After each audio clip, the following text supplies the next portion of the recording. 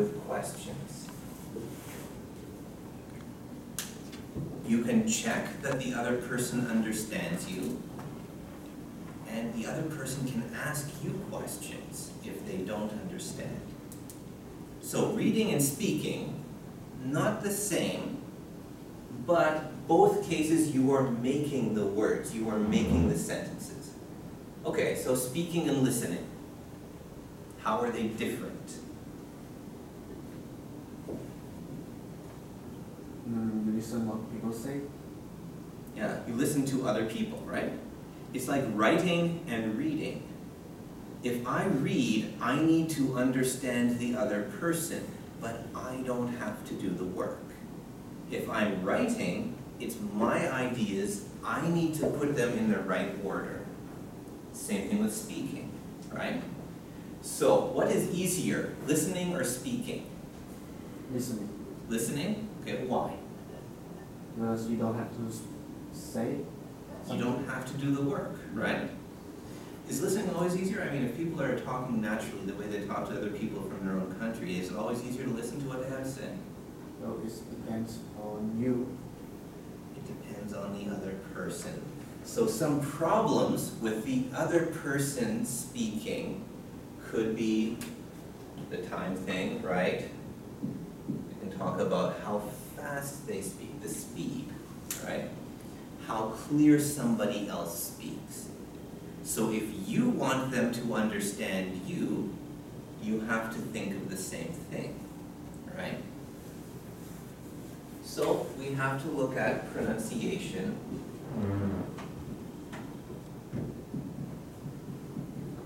Right? 发音是很重要的. But if we can use our speaking and practice with somebody else, what's the best way to build these skills? How can we practice? With writing, the best thing to do is to write a couple sentences, use your dictionary, write them again, read them carefully, write them again. That's the best way to practice writing. What about speaking? What's the best way to practice? Keep speaking. You keep speaking. Yeah. You just don't stop speaking. Just and ask people if they understand me and try to correct my mistake. Okay. And what happens when you run out of things to say? I just stop. Okay. But if we want to keep speaking, one common activity in a language class is to say, okay, you're the waiter in the restaurant and you're a customer, talk. Right? And then the teacher kind of waits for you to talk and you're like, right? There are a lot of problems with the idea of just practice talking, right? So one thing is, if you have to start, you need to come up with ideas. The easiest way to start speaking is back to the questions. If you have to start a conversation, make the other person work. Ask. So if you're the waiter, what do you want? What do you want to eat? And if you're the customer, can you help me? Start with a question. If you make the other person think of an answer, first, he's doing the work for you, and second, it gives you time to think. Because remember, the big thing about speaking is still, you don't always have time. And if you just, then people don't want to talk to you anymore, right? So, okay, we need questions. What else? What else can help us practice speaking?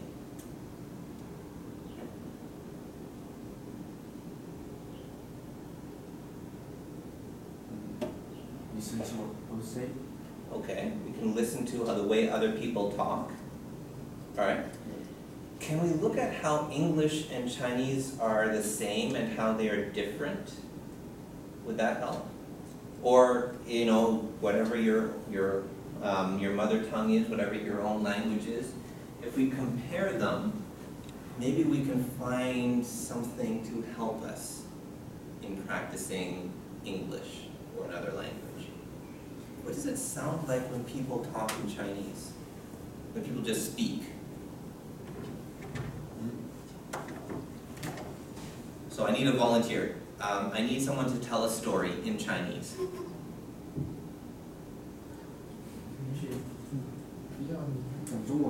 Yeah. Yeah, any, the three little bears. You remember, or the three pigs.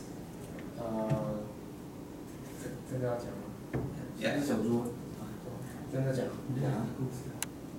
有3只小猪在房子里，然后有一天一个大爷来敲门， Okay. 然后第一只小猪问是我妈妈吗？大爷说是，小猪说不是哦。Okay. 第二只小猪问是我 That's good. I'll get you stop there.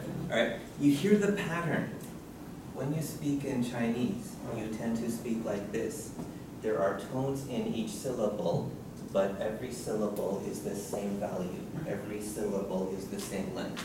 Every word is the same size in Chinese, right? One of the biggest problems for Chinese speakers in using English is that you tend to make every word the same size, right? Every syllable is the same. And that is not how we use English, right? Because in English we have syllables. So, you guys know this word syllable? 音节, right? One syllable has one vowel sound. So, this word, syllable, this is kind of a half vowel, okay? Questions. Speed is one syllable, pronunciation, 5 syllables, right? So, the thing about Chinese is that one word is one syllable. So you don't need to tell the different syllables apart. In English, one word can be 5, 10, 20 syllables. So we have what we call syllable stress, right? I don't say syllable, I say syllable, right? This is the strong syllable, 它是重的音节. So when we speak in English, we tend to stress one part of the word. We don't make each word, each syllable the same. That makes us sound a bit different. Okay? But what else do we do when we speak? English does not have what Chinese has. In Chinese, 每一个字有声, right? 1声、2声、3声、4声，还有那个 the non tone one, right? In the male, right? We don't have that in English. Why do you have tones in Chinese? Why 为什么中文有这个声的问题？你们觉得呢？ Because they don't have a lot of sound. Yeah. You don't have that many different syllables. Chinese only has like 500 different words by sound. So we need tones to have more different words, right? English, we don't have to worry about that. So, English doesn't have a tone for the syllable, but we do use tones for our sentences, right? Right? Understand? Right?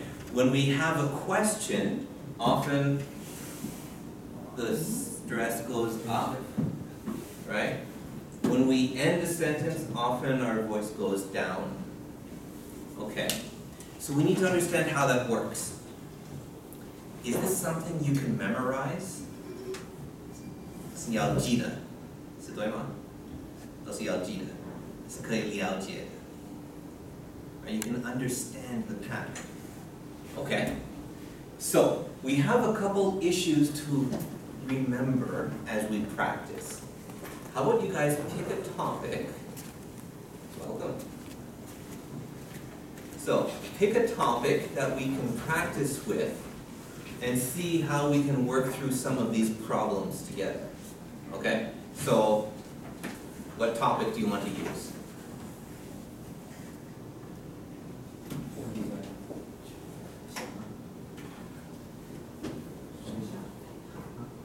Anybody got a topic you want to use today?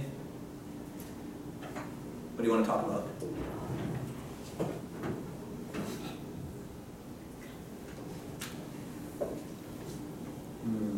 Maybe food. Okay, food is a fun one to start with. Sure. Food is usually a fairly easy topic in English because most of the words for food in English are short, easy words.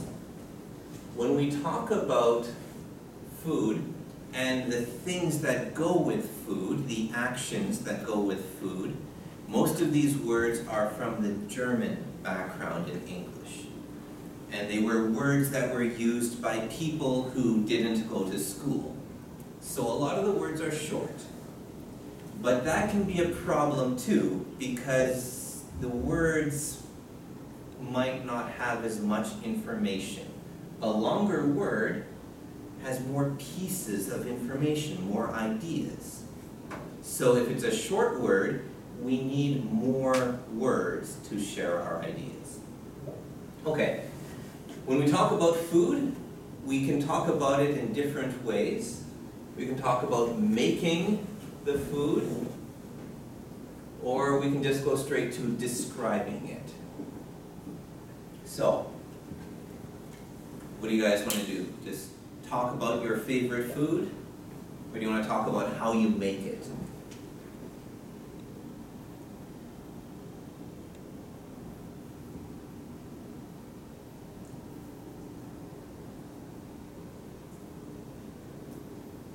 Can you talk about food without talking a little bit about how you make it? Is it possible? Like if you want to talk about tofu, can you talk about what it is without saying how we make it? Okay, go ahead.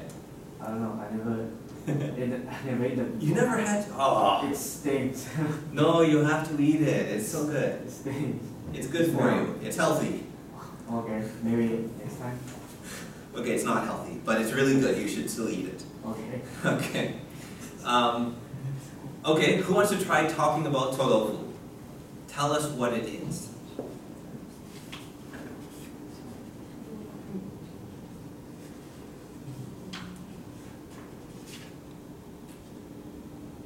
Want to try? This guy.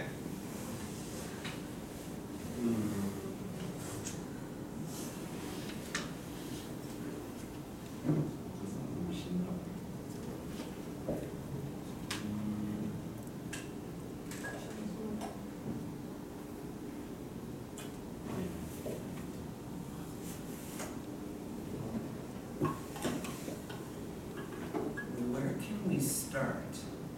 Again, whenever we're trying to make the language, if we're not listening, here. If we're not listening to someone else make the words, if we have to do it ourselves, then the problem is often where do we start? Maybe we can't think of all of the words, but quite often the real problem is just don't know what to say. So, always